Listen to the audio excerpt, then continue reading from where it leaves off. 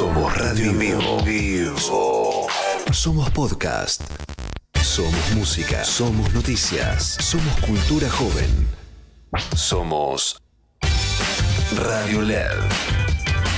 Una nueva forma de entender la radio.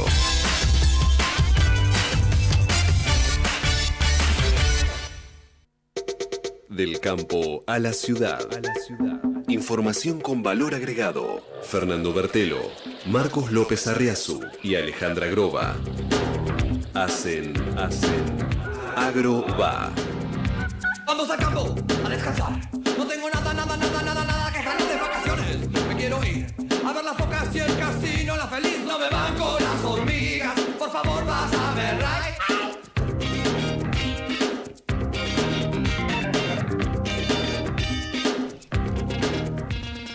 Hola, ¿qué tal? Muy buenos días, bienvenidos un martes más a AgroVa, este programa que semana a semana les acerca a los temas del campo acá en LED FM. Marcos López Arriazu es mi nombre. Señor Fernando Bertelo, buen día. Marcos, buen día para vos, la audiencia, Alejandra Groba. Alejandra Groba, ¿no? Buen día.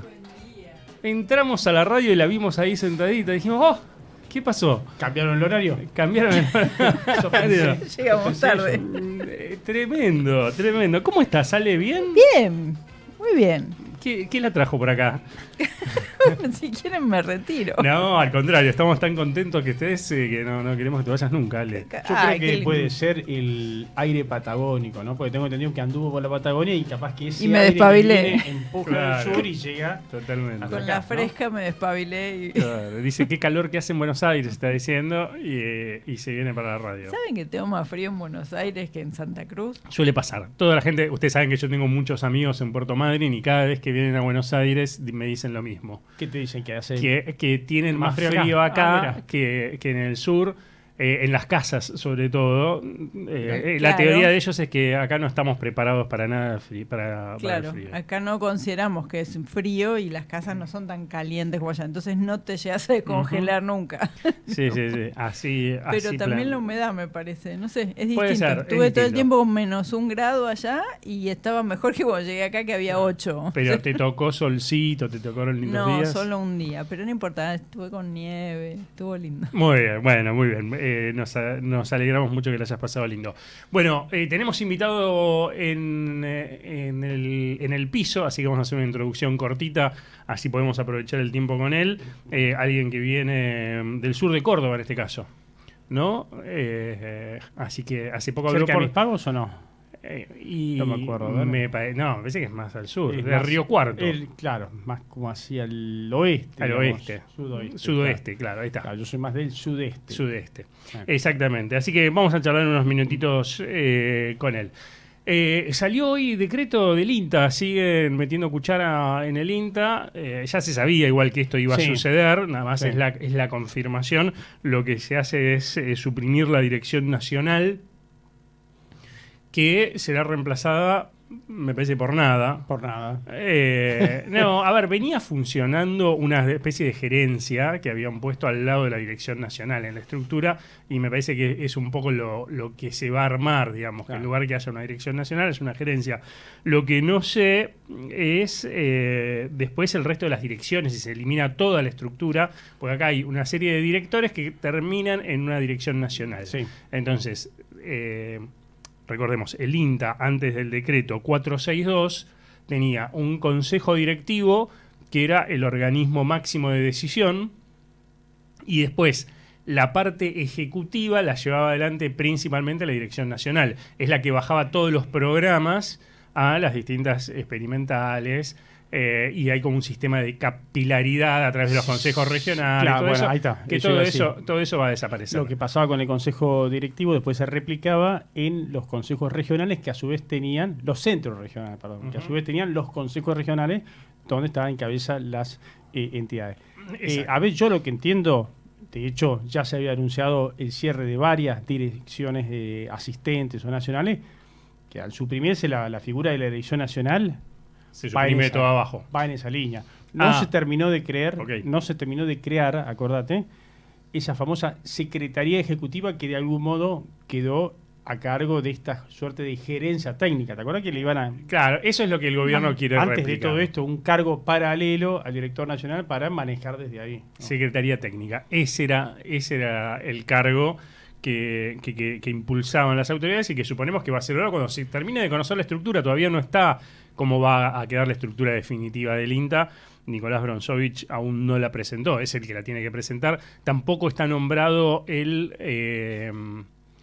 Consejo Técnico, solamente está Pilu Giraudo, que la semana pasada preguntaba, che, pero Pilu ahora que es presidenta del INTA, ¿se queda también en el Consejo Técnico? Y me dijeron que por ahora sí. Bueno, claro, esa es una cuestión de, si bien no cobra en el INTA, con Exacto. este cargo de Consejo Técnico, me dicen, no hay incompatibilidad justamente porque Yo no me cobra, pregunto porque eso, esa dólar ¿hay? Bueno, a mí me dicen que, te digo, esto lo pregunté la semana pasada Sí. y fuentes oficiales Sí, me ¿qué te dijeron que sigue, que por ahora por lo menos sigue, que no hay incompatibilidad. Y ahí la duda que yo planteé y que me levantaron los hombros como diciendo veremos qué sucede, es, le digo, está bien, pero aunque no haya incompatibilidad, son dos organismos gigantes, monstruosos. Me parece que la presidenta del SENASA tiene que estar 100% del tiempo con la cabeza en el SENASA. Sí. El Consejo Técnico del INTA por ahí no 100%, pero le va a quedar tiempo, puede desdoblar, puede ser multitasking. Bueno, ahí me levantaron los hombros y me dijeron, por ahora sigue. Así que veremos qué es lo que pasa. Bueno, los representantes de las entidades todavía no están, por ahí están definidos internamente.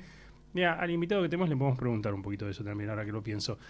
Pero todavía no están nombrados, eso seguro. Y la gran duda, y ya con esto me parece que cerramos, es qué va a pasar a partir de la decisión de diputados de la semana pasada de rechazar el decreto 462, el que comienza esta reestructuración. Y si esto también lo rechaza el Senado. Por ahora sigue vigente porque el Senado todavía no lo trató. Porque, ¿cuál es la duda en realidad? Si rechaza el Senado este decreto, se vuelve a la estructura anterior, pero cuando los DNUs están vigentes, todas las decisiones que se toman amparadas en ese DNU siguen vigentes. O sea, no es que son válidas. Entonces hay que ver los términos en que se rechaza, porque si se entiende que fue ilegal, no que no está de acuerdo el Congreso, que el Congreso puede rechazar el DNU por no estar de acuerdo, pero si se considera que fue ilegal porque se dio en los términos o si la justicia interviene, ahí hay que ver si se cae todo lo que se decide a partir de esa normativa o no. Por eso es muy complejo el escenario que se viene. Todavía la justicia no se expidió, hay amparos presentados, pero todavía tengo entendido, Fer, que no salió ninguno.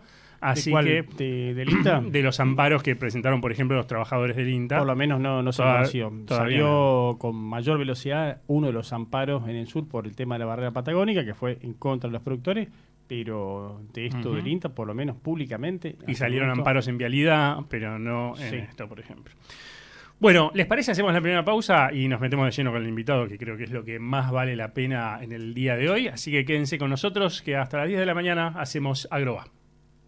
Sos parte del mundo agro, crees en la tierra argentina, Galicia también. Por eso, tenés especialistas agro que entienden tu negocio. Tenés financiaciones que se adaptan a tus proyectos. Tenés atención 24/7 y el minuto a minuto de tu agronegocio online. Tenés Galicia. Conocé más en galicia.ar/empresas. Conde Bienes Raíces, líder en la comercialización de campos y activos rurales. Medio siglo creciendo junto al campo. Todos los días tomamos miles de decisiones. Las más importantes son las que tomamos cuando pensamos en los demás. En Bayer, innovamos para que cada día podamos tomar más y mejores decisiones para cuidar nuestra salud y cosechar un futuro más sustentable. Y eso es bueno. Bayer, cuidemos lo bueno. ¿Sos fan de la carne vacuna? Entrá en www.carneargentina.org.ar y encontrá los mejores tips, trucos y recetas para preparar la mejor carne del mundo y disfrutarla en familia y con amigos. Evolucionamos para seguir estando en el campo con vos. Somos Supra Semillas, la nueva marca de maíz. Supra. Procampo, representante exclusivo Supra Semillas en Uruguay. Más de 117 años agregando valor a la producción agrícola. Somos Molinos Agro, la gran industria del campo argentino. La prestación por desempleo del RENATRE aumentó a 260.000 pesos. Esta prestación incluye cobertura médico-asistencial, servicio de sepelio, acceso a las asignaciones familiares y programas de capacitación. Podés solicitarla llamando al 0800-777-7366, enviando un WhatsApp al 11 22 79 0400 o de manera presencial en la delegación más cercana. RENATRE. Derechos y obligaciones para el campo que hacemos todos. ¿Por qué Gemit Top es la gema del flumioxacin? Porque Summit Agro extremó la tecnología de micronizado y te lo ofrece en partículas más chicas, homogéneas y 100% efectivas. Elegí Gemit Top, flumioxacin en su máxima expresión. Summit Agro, tecnología japonesa líder. Peligro, su uso incorrecto puede provocar daños a la salud y al ambiente. Lea atentamente la etiqueta.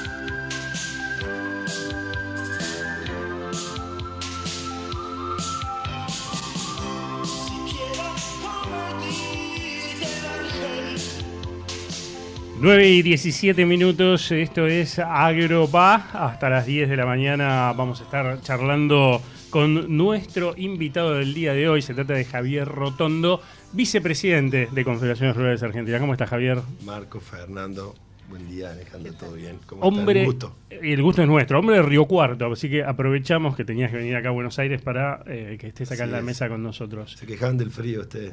No, ustedes no saben lo que es el frío. El Río Cuarto es otra cosa, ¿no? Está más fresco esta mañana, sí. Bueno, y es más, no sé hasta cuándo te quedás. Me voy el miércoles. El miércoles. O sea, Dicen, mañana, si Dios quiere, si no juegue la mañana. Dicen que hoy y mañana van a ser días primaverales. Hoy una máxima de 20 grados, vas a disfrutar. Y sí vuelve el frío el fin de semana, pero lo vas a ver más en Río Cuarto que acá. Sí, allá está pronosticado lo mismo, con alguna lluviacita el viernes, esperemos, nunca está mal en invierno. Pero, qué sé yo, allá ya tuvimos 2 heladas, 3, una fin de semana, y te diría que llegando al domingo también, normales para la época, pero amanecemos con 2 bajo cero, 3 bajo cero. Sé que te voy a comer un poquito el micrófono. Primero te pregunto, después mientras hablas te lo acomodo. Presentate un poquito vos. Ahí lo acomodamos, no te preocupes. Presentate un poquito vos. ¿Cuál es tu trayectoria? Vos fuiste presidente de la Rural de Río Cuarto, ¿no? Pero venís ahí de las gremiales de la zona. Contá un poquito. Bueno, yo empecé... A ver, mi familia estaba vinculada con la Sociedad Rural de Río Cuarto desde tiempo inmemorial. No sé, yo he tenido abuelos, tíos, siempre desde el inicio de la génesis de la Rural. De hecho, el predio está sobre terrenos de la familia de mis antepasados. O sea, tengo un vínculo muy... Y siempre digo que el patio de mi casa fue la Rural. Fueron las exposiciones. Yo pasé más tiempo en mi vida ahí desde que tenía 3, 4, 5 años. Así que el vínculo es... Nosotros somos una familia de productores, tercera generación de productores, siempre llegaba la dirigencia, siempre muy ganaderos. Y las rurales nacieron como ganaderas. Entonces el vínculo del productor ganadero es más firme con las rurales. Y ahí a los 12 años empecé a participar de lo que son los Ateneos juveniles. Los Ateneos, sí. Y bueno, y no llegué a ser presidente del Ateneo, porque con 23 años hubo un presidente que tuvo, la Rural me dijo, no, vos presidente del Ateneo no, y me subió a la comisión directiva directamente. Y bueno, y ahí hice todo el derrotero con varias, yo estuve siempre a cargo de la parte de la exposición ganadera, la organización de la exposición ganadera, y ahí llegué a la presidencia, estuve 4 años en la presidencia, y bueno, y no he parado. Tuve 4 años en la Confederada Regional, que es Cartés, la Confederación de CRA. Bueno, y ahora estoy acá, así que siempre con changas equivocadas hasta que me canse. Pero acá estamos. Como vicepresidente segundo Exacto. en CRA, ¿no? Exacto. A ver, de algún modo, ¿cómo es quizá hacer gremialismo desde una provincia como Córdoba, que es, en el caso del maíz, como si fuera un estado productor, si uno lo pone en el ranking mundial, en soja también es muy referente, producción cárnica también, como es cuando quizás a veces en las gremiales existen esas luchas de poder por ver bien. Totalmente, está claro. ¿Quién queda manejando la entidad? Y que a veces, a lo mejor quien llega al presidente no necesariamente después refleja el interés o de su región, porque después dice, mira, yo la verdad que tengo que tratar de manejar el interés de la entidad por todo el país. Mira, te lo gráfico con una frase muy difícil: ser dirigente rural en Córdoba. San Luis tiene otra idiosincrasia, nuestra confedera también representa esa sociedad rural de San Luis.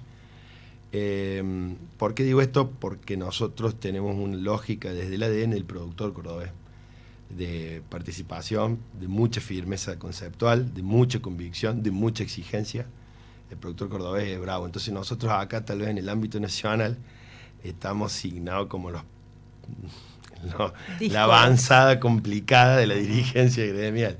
Porque tenemos... Lo recuerdo, por ejemplo, cuando fue el tractorazo del 23A, ¿no? Bueno, que hubo dirigentes de Córdoba. Sí, yo estuve en la plaza. El molde. Claro. Sí. Nosotros tenemos si se quiere, una sana discusión dentro de... Yo soy muy respetuoso de las otras entidades, pero hablo por CRA, que es la estructura, y eso es lo que la hace distinta a CRA. CRA tiene una estructura diferente que muchos dentro de CRA no terminan de comprender. Y ahí es donde quizás está ese choque conceptual.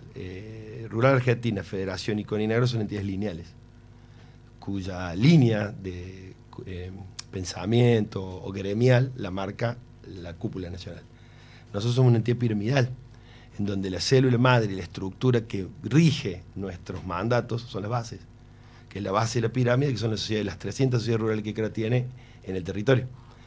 El jamón del sándwich somos las confederaciones regionales, y la mesa ejecutiva de CRA o CRA es el apunte de la pirámide, pero el mandato lo ejercen las bases. Entonces vos pusiste el ejemplo emblemático del 23 de abril, y fue para nosotros, nuestra consideración, nos generó mucha discusión interna, creo que fue sano también. Es que nosotros no hicimos nada que no fuera un mandato expreso. Nuestras bases dijeron, nosotros vamos. No nos dijeron, che, ¿qué dice CRA? ¿Vamos o no vamos? Porque entienden que la lógica es al revés, que nosotros, donde estoy hoy yo en la vicepresidencia segunda, tanto Carlos en la presidencia, José de Entre Ríos en la otra vicepresidencia, Pablo Sánchez de Corrientes, y todo el entramado federal que tiene CRA, somos mandatarios. O sea, nosotros ejercemos el mandato de nuestras bases. Y eso nosotros en Córdoba lo tenemos claro. Por ahí hay tendencia a los liderazgos personales o a tratar de generar líneas. Y bueno, para nosotros es muy difícil porque nosotros chocamos con un dirigente de base muy movilizado, muy demandante y muy activo. ¿Y cómo después se soluciona la tensión política cuando vienen a Buenos Aires y se encuentran con todas las otras confederaciones? Bueno, ese es vos estás diciendo algo que es la gráfica de por qué digo que CRA es, vuelvo a decirte, respetando mucho las otras realidades, es la más representativa de las entidades, o es la más compleja, porque tiene esta complejidad. Vos discutís tabaco de Jujuy, el problema de el guanaco en la Patagonia, y nuestra lógica, como dijo Fernando, de ser un estado en sí mismo productor de maíz a nivel mundial. Entonces las idiosincrasias son distintas, la problemática es distinta, los reclamos son distintos y la manera de hacer gremialismo es distinta. Entonces, el gran desafío que tiene el que conduce CRA es amalgamar eso en un equilibrio de representación, pero en una contextualización de país. Bueno, es una tensión permanente, pero creo que es muy sana, porque lo que sí tiene CRA es que tiene mucha genuinidad. Podemos discutir el profesionalismo gremial, estrategia para decir las cosas. La dinámica es una entidad que, una de las críticas que tiene, que es muy lenta en su decisión, por su entramado de decisión tan al revés, cuesta mucho generar consenso y elaborar estrategias de posicionamiento gremial, porque tiene su lógica de discusión. Pero bueno, es un ejercicio, ¿no? Ahora nos metemos con situaciones del país, pero me gusta esto de hablar de las entidades, que la verdad que pocas veces hablamos. No recuerdo presidentes cordobeses de CRA. Tuvo dos.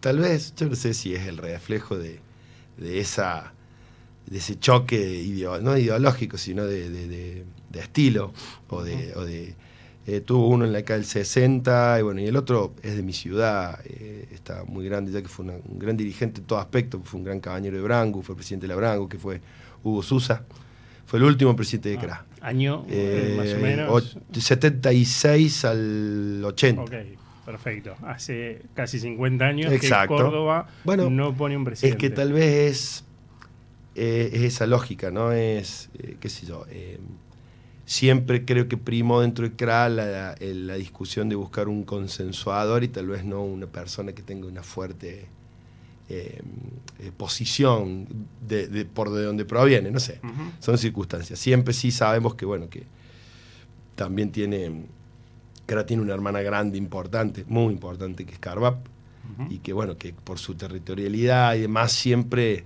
aportó mucha cantidad de dirigentes, es una cuestión también de número. Tienen una cercanía con Buenos Aires, son muchos más. Entonces a veces también cuesta, es difícil en ese aspecto. Recuerdo hasta un presidente de Chubut, ¿no? Sí, bueno, Juan Goya. Por eso. Juan Goya, exactamente. Por eso. Pero sí, bueno, también que Juan completó el mandato de Mario Zambía, ¿no? Exacto, y tengo entendido que le ofrecieron seguir a la Confederación y él no quiso porque ahí sí estaba en juego el tema de estar lejano a Buenos Aires, ¿no? Era complicadísimo poder venir.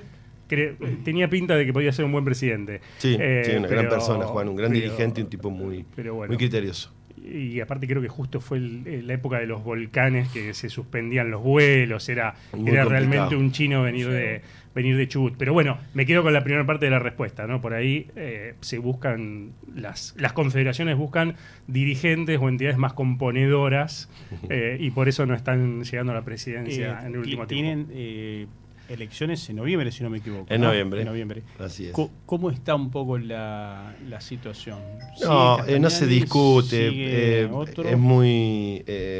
la verdad que nosotros hemos conformado, creo que hay algo importante dentro de CRA, con Carlos, que es un dirigente con mucha experiencia y ya un cierto rodaje dentro de la entidad, pero como te dije, amalgamado con un grupo de, si se quiere, sub-55, gente más joven, en la que me incluyo, José Colombato, Pablo Juan Sánchez, el tesorero Ricardo Roquet de Salta, Adrián Luna de Misiones, Jorge Roy de Jujuy, César Guati de Santa Cruz, una renovación en cierto aspecto de dirigentes que a mí lo que me seduce es que podamos continuar más allá de quién tiene la cabeza. Sí. O sea, no está seguro. No está definido, todavía no lo hablamos. Carlos es una persona que ha confiado, que su gran virtud es haber confiado en este grupo más renovado y bueno, y tenemos una sinceridad de discusión que todavía no nos ha hecho plantear qué vamos a hacer. Probablemente evaluaremos si Carlos lleva 2 años, normalmente si quiera seguir adelante otros 2 años más, lo veremos y veremos quién. Tampoco abundan, no se crean que por ahí hay algunas entidades colegas en donde hay una lucha un poco más ríspida. En el caso nuestro no abundamos, así que siempre tratamos de hacerlo por consenso, siempre tratamos de que sea pero todavía estamos lejos de noviembre. Pero está bueno. ¿Cuánta gente tiene afiliada, crack? ¿Cuánta gente? Y mira, en la última paradoja del destino hubo 2, digamos, cortes o muestras que nos dijeron cuántos somos. Una por imposición y otra por convicción. La primera fue allá por 2012, 2011, en pleno auge del gobierno de la expresidenta Cristina Fernández de Kirchner, donde hubo toda una avanzada sobre las entidades intermedias no afines con personalidad jurídica, inspección de sociedad jurídica, y tuvimos que hacer una presentación, digamos, requerimiento, y bueno, eso nos llevó a las confederadas a presentar todos los papeles, todos los estatutos, todas las asambleas de cada una de las entidades base. Y para aquella época se hablaba de unas 340 sociedades rurales y un promedio de unos 130.000 socios. 340.000. 140.000 socios y 340 rurales, aproximadamente. Hoy no debemos estar muy lejos. Normalmente sacando, vuelvo a decirte, una enorme territorialidad que tiene CARVAP en Buenos Aires y La Pampa, con más de 120, 130 sociedades rurales hoy activas. Córdoba y San Luis tiene 30 sociedades rurales activas, Santa Fe otras tantas, Entre Ríos unas 20, y está el número. Hoy te diría que se hizo con esta mesa, hicimos un reempadronamiento de bases, de confederadas, de delegados, y el número no ha sido tan distinto. Sí, tal vez vemos que se ha achicado un poco el número de socios, pero también tiene que ver con lo que cuesta sostener en un pueblo del interior una entidad intermedia, ¿no? La dificultad que se tiene de la participación. Yo siempre digo que podemos discutir mucho política agropecuaria y política de país en estos últimos 20 años. Lo que sí se ha hecho es generar un daño cultural institucional de apatía, de participación de la gente. La gente está en los pueblos chicos, en donde vos necesitas de la asociación de productores. No tenés hoy la escala, yo tengo 48, de los 50 a los 30, a los 50 años de participación, es muy difícil. Pero así todo tenemos un número firme todavía de representantes. ¿Y cómo están los jóvenes en esa participación? Te digo, la otra vez, no voy a mencionar la entidad, obviamente, pero decía, nos cuesta un montón poder incorporar a los jóvenes, a los hijos de los socios, de los productores en la vida de la entidad. Sigue siendo una constante, pero también digamos, se aplica la lógica esta de que te decía que todavía tenemos una territorialidad importante. Hay un grupo de jóvenes nucleados de la misma manera. Ateneos de base, Ateneos confederados y Ateneos CRA.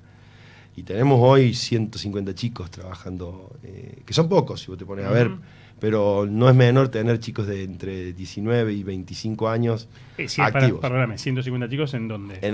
Digamos, en el movimiento rural de Ateneo CRA. CRA. Por supuesto que hay muchos más, indudablemente que por ahí vos tenés Ateneos. Más en las rurales locales. Sí, en las rurales locales tenés promedio, varía mucho.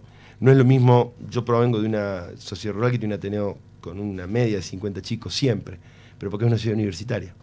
Y porque la Facultad de Agronomía y Veterinaria de la Facultad de Río Cuarto, de la Universidad de Río Cuarto, es importante. Entonces, nucleamos muchos chicos de pueblos y ciudades vecinas que tienen esa llamita de la participación gremial o que son hijos de productores. Entonces, nos es más fácil. Más difícil es de una rural de un pueblo, pero la misma dificultad. Pero también tiene que ver con algo, y es con el paradigma de los dirigentes mayores.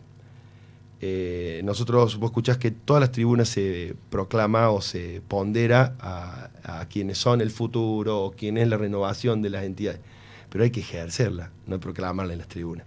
Y muchas veces hay rigidez conceptual de algunos dirigentes viejos que todavía siguen al mando de algunas entidades de base, de no darles el espacio y participación a los jóvenes. Entonces es una construcción.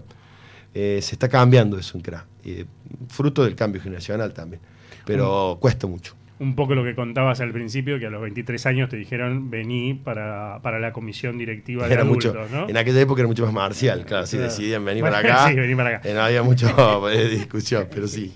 Javier, un poco con la foto actual del sector, después de la rebaja de retenciones, ¿cómo está el agro? Ayer se conoció, por ejemplo, un informe del IERAL que habla de que una mejora parcial de la renta agropecuaria, pero que sigue siendo muy elevada la presión impositiva y de hecho habla de situaciones en zonas extrapampeanas donde hasta el 112% de la renta se va al pago de impuestos en los distintos niveles del Estado. En el caso te lo voy a graficar con una parábola futbolística. 0-0 en la altura del Paz.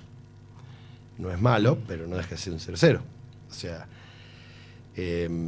yo creo que hubo mucho de manejo, esto es una percepción personal, lo hablo mucho en CRA. Tal cual decís vos, hay muchos informes, además del IERAL, hay muchos informes de FADA, hoy la operación sigue siendo importante. Yo creo que el productor se maneja por sensaciones, ¿no? Y lo que asistimos al rol de Palermo de las otras semanas, creo que fue una excelente estrategia política del gobierno para dejar marcado un gran logro, que si vos te pones a ver en los hechos reales no es más que una retrotraerse, que a mí me hace dudar, y no quiero ser mal pensado, a mí me hace dudar hasta que no fue estratégicamente premeditado, tal vez. A ver, no lo sé, la política venció el 30 de junio al 20... Portadores de buenas noticias en la tribuna de Palermo. Cuando digo, si es por el tema del frente fiscal, cuando el gobierno te decía, nos da la plata para esto, digo, en 20 y pico de días, mucho no creo que haya cambiado. Venció el 30 de junio, se anunció el 27, se instrumentó en agosto, es cierto, pero se anunció el 27 y la decisión, supongo que se habrá tomado al menos 3, 4, 5 días antes. O sea, a los 20 días ya estaban diciendo, no, ahora sí cambiaron las condiciones. Mejoró todo. Por eso digo, fue muy bien. Yo me tocó participar en el primer día, en la bajada del primer toro, en el corte cintas, y estuve esa primera semana, estuve esos 2 días, después volví. Y se generó o se manejó una muy inteligente expectativa en un ámbito en donde, hay que decirlo, y porque uno no puede ser no el termómetro de lo que el productor piensa, el productor cree.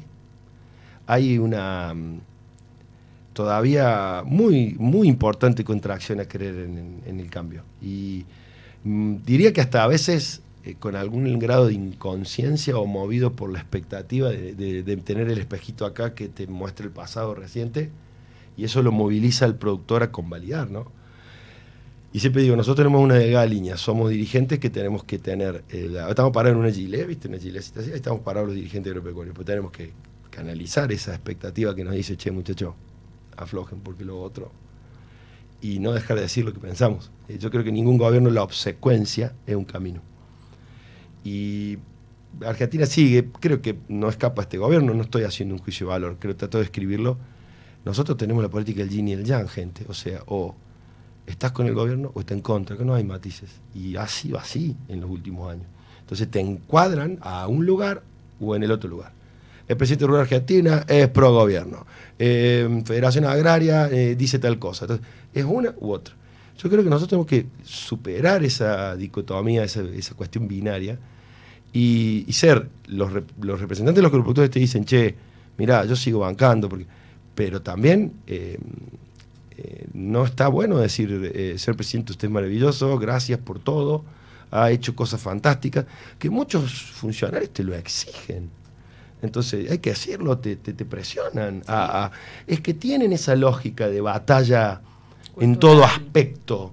Entonces te llevan a la generalización. Y nosotros tenemos que estar parados en un lugar equidistante. Nosotros no cogobernamos, somos representantes de un sector que en lo discursivo ha sido mucho más ponderado que en los hechos, si bien reconocemos que hay hechos, pero bueno, queda mucho trabajo. Lo que sí hay que reconocer que hay diálogo, y eso es un paso adelante. Pero no estamos en Disney, ¿eh? Estamos en una situación que va tendiendo a normalizarse, pero que, a ver, ¿cómo reaccionamos? Le pongo un ejemplo, perdón que me extienda. ¿Cómo reaccionamos nosotros ante el hecho que generó la exposición de Palermo con la retrotraer números, que muchos, como dijo Fernando, están a la raya? Andá, pregúntale a un salteño que tiene 1000 kilómetros de flete.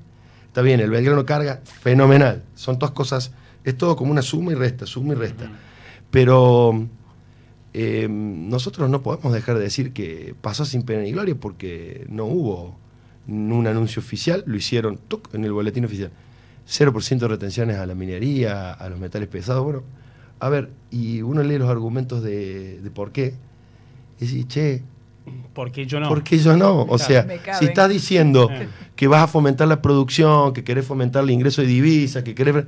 Te lo venimos diciendo hace 23 años en los sucesivos gobiernos.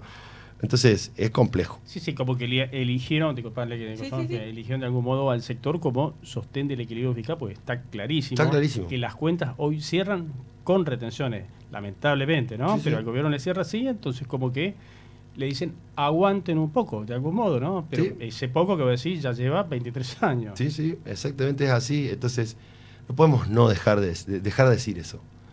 Nosotros tenemos que tener la honestidad intelectual, y muchos se enojan porque, a ver, no podemos mover intelectualmente con una honestidad, tenemos que seguir marcando esto. Claro. Y eso no nos convierte en un enemigo, opositor, degenerado fiscal. Entonces, calma, templanza. Vos decías que tienen diálogo. ¿Con quién tienen diálogo? ¿Y lo tienen la mesa de enlace a través de Pino o lo tienen todos? No. Nicolás tiene una cuestión de acercamiento. Se discute mucho en Tuecra eso, ¿no? Yo tengo una posición muy formada en lo personal. Yo creo en el conjunto y en la estrategia conjunta, más allá de los matices. Y si hoy tenés un interlocutor que está por coyuntura, siempre digo que cuando ustedes recién me preguntaban la diferencia entre CRA y Rural Argentina, a quien tengo uno de mis mejores amigos de la vida, el director del Distrito 4 de la Rural Argentina en Córdoba, y viajamos juntos, y o sea, somos de la misma profesión, hacemos lo mismo, las familias nos conocemos, nos vamos de vacaciones juntos, o sea, ¿qué te digo? La Rural Argentina como tal, es una entidad que en la historia se puede denominar como un grupo de poder. Y esto me abstraigo, soy veterinario, no soy historiador ni sociólogo. Siempre tuvieron distintos tipos por la centralidad, por su origen. Nosotros somos un desprendimiento de eso, pero tenemos una lógica de la inmigración, que nos hizo ser distintos. Entonces, si hoy tenemos una entidad, porque el populismo o el kirchnerismo nos puso a todos en una igualdad de condiciones. Casco, guante, resistencia, y éramos todos iguales. porque era un enemigo común. Y al contrario, Rural abrevaba en eso, porque era la más pegable de un gobierno populista. Y Federación Agraria era la díscola, ¿cómo estás con estos tipos? Pero era un frente común. Hoy cambia la lógica, nos pasó con Macri, fue una experiencia de 4 años también, y que fue similar. Y claro, quien tiene llegada, quien tiene mayor afinidad, o quien desde el gobierno perciben más afín, es lógico que tenga otro contacto. Pero eso, lejos de transformarlo en una debilidad, hay que transformarlo en una fortaleza. Entonces yo creo que en ese aspecto sí tenemos diálogo constante. Aparte de las entidades, mira, Iraeta es una persona, y esto lo digo personalmente, que realmente es un tipo que conoce. Es productor, lo que está aprendiendo a hacer es político, es funcionario. Entonces a veces es difícil. Y por supuesto, la eterna discusión del margen de acción que tenga cuando la centralidad la tienen la cartera de Economía. Pero tenemos diálogo, hay diálogo con las entidades técnicas, te diría semanal, hay, digamos, requerimientos y hay llamados, se ha avanzado, se avanza, que antes era prácticamente, a Paseo Colón era así, pasábamos al frente nada más. ¿Cómo sienten en Córdoba, en tu zona, toda esta situación del INTA? ¿Tenía presencia o tiene presencia el INTA? ¿Es importante para la región de ustedes? Hoy me viene medio haciendo parábolas. Es como el tango. Lo que siente el productor es que el INTA es el orgullo de haber sido y el dolor de ya no ser. Es que sí, es que eso es lo que piensa el productor cordobés. Mira, recién venía, estaba ahí esperando y me manda un mensaje Juan Cruz Molina, a quien conozco mucho, quien, bueno, fue una de las primeras fusibles por esta situación. Sí, sí. Y nosotros tenemos una convicción que es muy común en CRA, que se logró acordar. No hicimos lo que teníamos que hacer en su momento. Hay una lógica de aval del INTA. El INTA dejó de ser porque el mundo, la tecnología cambió y no se ayornó a tiempo. Y se politizó. Y cuando uno va y habla con un productor de Marco Juárez, La Carlota, de mi zona, o de Venado Tuerto, si querés, y hablas con ese productor que está con su hijo en el campo, y le preguntás algo, un ejercicio simple: ¿cuánto hace que no va a la agencia de INTA? O fuiste a buscar alguna información a la agencia y te miran así. No, el INTA dejó de hacer referencia en la pampa húmeda, ¿sí? Porque hoy la tecnología, las empresas privadas, todo lo que es el mundo AgTech hizo que haya una marea de información técnica y de extensión que hizo que el INTA quedara encerrado en su lógica. Marco Juárez es una estación experimental hiper, ultra, archi bien manejada, lo mismo que Manfredi, que son las dos que hay en Córdoba, pero es como que se alejó. Distinto el rol que te dicen, por ejemplo, el hecho reciente, los incendios en el Bolsón, esos pequeños productores de la Patagonia, el único sostén que tuvieron fue el INTA. Entonces, ¿qué te digo con estas dos sostén? No solamente técnico, hasta social. Entonces, ¿qué te digo? O baten a Catamarca. Entonces, es la balanza. Vuelvo a la teoría del yin y el yang. Nosotros creemos en la modernización, creemos en que hay que resetear, creemos en que hay que reperfilar. No puede ser, y no sé si sale la diferencia, el Embrapa de Brasil tiene un 30% de la participación del Estado, el 70% es privado. Y bueno, veamos cómo. Yo recién los escuchaba debatir si se cayó el decreto en diputados, tiene media sanción, va a ir a senadores. Y nos van a preguntar a nosotros. Nosotros vamos a decir, che, eso es un poder del Estado ejerciendo su rol democrático. Nosotros vamos a tratar de trabajar para que, de la forma que fuera, el INTA se modernice. De ahí en más, es muy complicado. Recién nos escuchaba hablar de agencias cerradas y todo lo que es la estructura. Es muy difícil sostener a quien dejó de estar en el radar de lo que decís trabajar para los productores. Y hoy en el Internet está en el radar de los productores, salvo algunos puntos, como te digo, de la Argentina, muy puntuales, no está en el radar de los productores. El productor, fíjense, y acá me pongo en un dejo de sincericidio honesto, nosotros no tuvimos cantidad de socios de las rurales o de productores, de dirigentes, diciendo, no, che, salven al INTA. Es la verdad, porque te dicen, che, nosotros veíamos que había bandera de cámpora en las agencias de los pueblos. Entonces también eso choque, ese choque visual, yo no sé si está bien o está mal, pero otro gran daño del populismo fue destruir una institución y llevarla al debate que hoy tenemos. Entonces, claro, es difícil. Pero hay una cosa, me parece. A ver, las entidades del agro estaban cuando estaba el populismo también en el Consejo Directivo. Totalmente. O sea, ¿qué pasó quizás en ese momento que a lo mejor desde las entidades del agro que estaban en el Consejo Directivo o no lograron frenar eso? Mira, ahí está claro y tenemos las dos posiciones. Nosotros tenemos un delegado que ya hace un tiempo que está, creo que 8 años, que es Sergio Melgarejo, que es un tipo técnicamente sólido, súper formado y con un sentido de pertenencia al INTA muy importante. Y tenés dos respuestas para esa pregunta. De un lado está quien te dice, claro, che, nosotros tuvimos desde el inicio de la génesis de la ley cogobernando INTA. ¿Por qué dejamos que llegara a esta situación? Pero lo cito a él porque te dice, no, nosotros tuvimos la resistencia y evitamos que fuera peor. Entonces vos, en ese mix de realidades, te tenés que parar a buscar un punto de equilibrio. Es muy compleja. Esa es la pregunta de lo que se viene ahora, si finalmente queda esta estructura del gobierno, ¿no?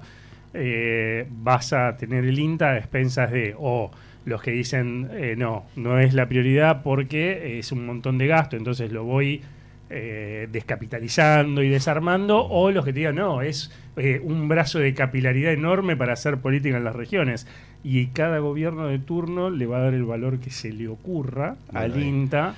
Esa es la vulnerabilidad del decreto tal cual está. No es caprichosa por ahí, al menos en mi visión, rediscutir el tema de la gobernanza, porque hay una cuestión de vulnerabilidad del sistema. Vos dejás liberado a que venga otro gobierno y haga exactamente lo opuesto y se pueda manipular mucho más fácil. Es muy complejo. También yo creo que la discusión tiene que ser totalmente integral. Ustedes saben que el INTA se financia con el 2% de los aranceles de importación. Sí. Dentro de eso es algo de 400 millones de dólares. Si mal no creo, y no tengo el número, no lo recuerdo bien. Pero el Estado viene incumpliendo o mochándole la mitad desde hace exactamente 20 y pico de años. Acá siempre decimos, el día que el Estado le devuelva todo lo que no le dio vía presupuesto, vamos a ir a plantar soja a Marte. Y tenemos 10 años de pagarés, porque Macri sí dijo, che, no te puedo dar todo, porque no tengo.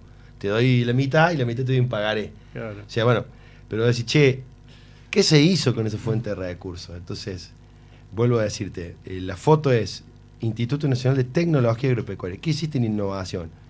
Y no, sí, puedo estar, me hablan desde el Malbec de Mendoza hasta la fibra larga del algodón de Chaco, he tenido miles de reuniones. Sí, en ganadería el RFI que lo desarrolló el INTA. Es impresionante, pero también no lo cuidamos y no lo supimos cuidar. Y entonces, vuelvo a decir, hay un concepto que es, yo trato de ser pragmático en la vida. Yo no sé si lo que pasó es para ir, porque ya es tarde. Ahora dejemos que la política haga que un rol del Estado trabaje y nosotros no discutamos lo que ya no podemos cambiar. Porque vino alguien y lo cambió por nosotros. ¿Entienden? Habría que ver tal vez qué es lo que se está haciendo, por ejemplo, en países vecinos con Brasil, por ejemplo, con el caso de Embrapa, ¿no? Sí, tiene ese problema. Embrapa está metido de cabeza, por ejemplo, para ver cómo hacen expandir toda la superficie de trigo, incluso increíble, con tecnología argentina, el caso de la empresa Bioceres con el trigo tolerante a sequía. Sí. ¿Será exitoso o no? No lo sé cómo va a ser ese proceso, pero están pensando en ver cómo agrando la torta. Acá estuve en Embrapa viendo puntualmente eso y cómo asusta. La torta se achica más. Pero es que es un país tropical y ya haciendo trigo. Asusta, porque ellos van por eso. Pero tiene que ver con algo, creo yo, eso, dentro de la discusión de INTA. Es mucho más profundo. Yo tuve la posibilidad de conocer al hoy representante de ICA aquí en Argentina, que es Fernando Camargo, que fue el viceministro de Teresa Cristina, que fue una de las ministras de Brasil con mayor influencia, y estuvo con Dilma y estuvo con Bolsonaro. O sea, esto lo que te digo es, la línea de política agropecuaria de Brasil, yo no sé si por su estructura, estuvimos en el Frente Parlamentario Agropecuario, estuvimos en la CNA, fuimos a conocer como dirigentes de Córdoba, la Mesa de Enlace de Córdoba, toda esa estructura. Y se mueve 1 milímetro a la izquierda, 1 milímetro a la derecha, pero que la política de llegar al autoabastecimiento de trigo la vienen pensando hace 15 años y no cambió. Sobre todo de Moreno que los desabasteció. Totalmente. Bueno, ahí está. Mira, vos das un ejemplo puntual. Entonces, el Embrapa hoy tiene problemas porque hay una discusión fuerte en cuanto a, está discutiendo al revés. que tiene demasiado aporte privado y demasiado direccionamiento de líneas hacia ciertas cuestiones. Pero la política agropecuaria de Brasil es distinta. Nosotros vamos como el borracho que va de pared a pared, golpeando con el salpicrep. Vamos para acá, pum, vamos para allá. Entonces es imposible. Metáfora. O sea que Claro. ahora que contesto de Embrapa, yo estuve hace unos 10 años más o menos, también en Brasil, hablando con la gente de Embrapa, y me decían que ellos tenían la mayoría del mercado de semillas de soja. Cuando viene el debate de los transgénicos, Embrapa decidió no seguir la carrera transgénica. Y le generó un gap de 3-4 años, que ahí es donde arrasa la gente de Don Mario. Claro. Don Mario, que ya estaban instalados. Y después tuvieron que reorganizarse y bueno, y volver a meterse esa carrera con 4 años de distancia, que es un montón. Sí. Que es muchísimo. O sea, traigo esto para decir, está bueno revisar las políticas y reorientarse y avanzar. Coincido con vos, el mayor temor es, bueno, lo dejás un poquito débil al INTA en cuanto a la gobernanza.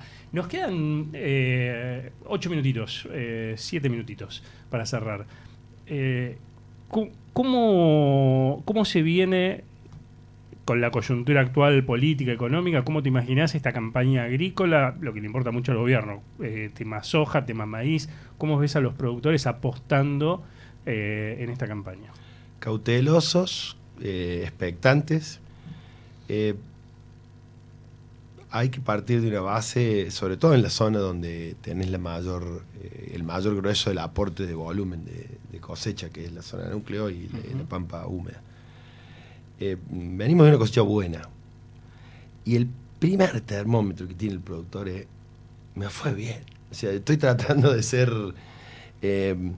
digamos, fue una revancha. Hoy vos pagas insumos, pagas labores, pagas tecnología y se te fue como agua entre los dedos. Eso lo sienten todos. Pero hay una expectativa de... O sea, te fue bien a nivel productivo. Muy claro, a nivel rentabilidad. No exacto, te rinde económicamente. Totalmente. Entonces esa sensación está. Entonces el nivel tecnológico va a la raya. Esta señal, vuelvo a decir, parece... Es como los fieles de las iglesias universales cuando y están con esa, capaz que haya mejor expectativa de área y hay uno habla con la cadena y que se está hablando. Si el productor aprendió a no seguir canto de sirena. Entonces la cautela es una condición. Hay una mejora más discursiva que real, hay mejor expectativa, se liquidó mucho, pero aprendió a administrar su ansiedad. Hoy hay mucho maíz, creo que va a ser un gran jugador el maíz para definir cuestiones en la campaña que viene. El productor liquidó, sí, mucho, y ese es el mejor aporte que le podemos hacer a la economía, pero aprendió. Pues fíjate que si uno se pone a ver desde que cayó la medida hasta ahora, no hubo... Y fíjate que ahora volvimos a dar la idea de que bajamos de vuelta y estamos en el segundo semestre. Y el productor aprendió que en el segundo semestre su resguardo de valor está ahí. Y va a ir administrando a medida que va pasando el tiempo, hace sus colocaciones de compra de insumos a cosecha, muy cauto, pero con expectativa. Y si encima tenemos la principal aliada del productor, que es la lluvia, que siempre digo, el productor puede estar enojado con el gobierno, puede estar enojado por la infraestructura, pero ahora si llueve le cambia el ánimo, porque somos así, nacimos para eso, le cambia el ánimo al ganadero, le cambia el ánimo al tambero, le cambia el ánimo al productor agrícola, esa es la principal condición. Y si todo hace ver que va a ser un año desde lo climático más o menos acorde, todo ese combo va a hacer que al menos haya una expectativa favorable. No te voy a decir un boom, como muchos por ahí, gurúes de las buenas ondas, te van a decir que ahora sale todo el mundo a... Porque hay muchos de eso en nuestra cadena, en nuestro microclima agropecuario. No, yo creo que va a ser así, va a ser cautela, va a haber algunas mejoras en índices productivos, creo que va a mejorar el área de maíz, eso va a servir, vamos a ver cómo queda el número de los engordes a corral, con el tema carne, qué pasa con la poca señal de mejora de la exportación de carne, vamos a ver, pero hay cautela, expectativa pero con cautela. Ganadería, entonces, eso sí te iba a decir, los ganaderos están en un mejor momento que él. O la parte de ganadería. En una mejor foto después de estar permanentemente complicado. Eso, claro, hoy la foto de la ganadería es $3, una cosa de loco, el ternero, está todo el mundo, pero pagamos 270 millones de pesos por 50% de un toro, que es lo que la gente común ve, ¿no? Entonces, hoy la foto es buena, pero la película viene siendo todavía complicada. Entonces, si vos tenés que cerramos un stock de menos de 50 millones de cabezas, y hablamos de que somos el país de las oportunidades nosotros. Siempre la ganadería tiene futuro, pero no hacemos nada por el presente. Hoy el presente es bueno, mejoremos. Entonces, si vos hoy tenés un consumo deprimido interno bastante complejo, que se sostiene por una escasez de oferta, no por un aumento de oferta, pero tenés una exportación con serios problemas, que ahora mejoró, la exportación, no somos competitivos para exportar carne. Entonces, toda esta tensión que hubo con la barrera, con un montón de cuestiones, también tiene que ver con eso. Si eso se acomoda un poco, por eso también el gobierno tenía el temor, para mí, esta es una opinión personal, de por qué no más de 1.75, porque tenía miedo del traslado de precio. Todos, en definitiva, terminan, y la ponderación en el IPC de la carne es altísima. Entonces, yo, ojo con el cambio de precio del maíz, la ecuación de costos, nosotros nos comemos el 60% de lo que comemos en Fieldon, en Gorrecorra. Vamos a ver. Javier, a ver, la última, estamos en 3 minutos, ¿no? Soy medio larguero, yo, perdón. No, está perfecto. No, pero, a ver, un poco, ¿cuál es el mensaje que hoy tienen desde CRA? Me imagino que, igual que otras entidades, están buscando tener más socios, ¿no? Porque también está esta cuestión de cómo se sostiene el gremialismo rural. ¿Cómo se hace para ser dirigente? Porque no sé si el cargo de presidente de CRA es rentado. No. Bueno, eso implica costo venir acá, estadía, viaje, y no sé cómo son los aportes que hacen los productores a CRA. Vía, obviamente, sus distintas federaciones. Es complejo. Hoy el aporte que se hace, cada rol de base aporta a la Confederación y la Confederación aporta a CRA. A la Confederación Regional, hoy, para que vos tengas una idea, el presupuesto de aporte sirve para cubrir gastos fijos y empleados, o sea, lo que es toda la parte del staff de gente de CRA. Hay aportes empresariales, hay aportes particulares. Nosotros hacemos gremialismo filantrópico, y esto también es... Y sí, porque... Digo, venir acá lo pagan en su bolsillo. Sí, tenemos algunos gastos, el presidente tiene todos sus gastos, pero no tenemos un ingreso fijo. Entonces, llega el que puede, no el mejor. O sea, como una simplificación. Entonces, eso es un replanteo muy profundo. Desde haber... Nosotros en Córdoba lo zanjamos un poco, nosotros tenemos un aporte. Avanzamos por una ley, creamos una fundación, las 4 entidades. Bueno, después lo charlamos en otro programa, pero... Sí, nos quedó la parte pero del cordobesismo. Lo que hacemos es tratar de...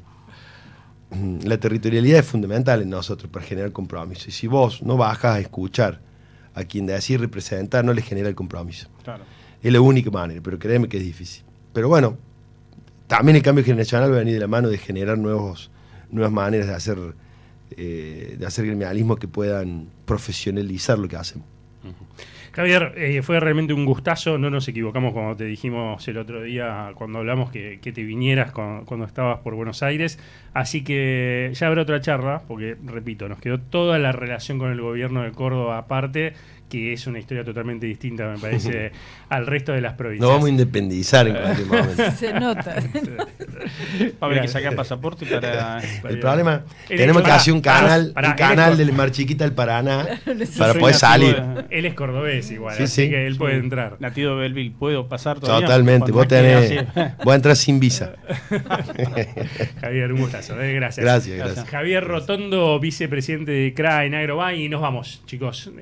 Nos despedimos ya. Hasta el próximo martes. 10 de la mañana. El martes que viene nos encontramos. Ale, gracias. Estuvimos muy contentos de estar con vos acá. Yo también estoy contenta. Fer, buena semana. Muchas gracias, Hernán Abella. Quédense en la programación de la radio. Nosotros nos reencontramos el martes que viene a las 9 de la mañana haciendo Agrobá acá en LED FM. No tengo nada que ganar de vacaciones. Me quiero ir a ver las focas y el casino. La feliz no me van con las hormigas. Por favor, vas a ver, right? Somos radio en vivo. Somos podcast. Somos música.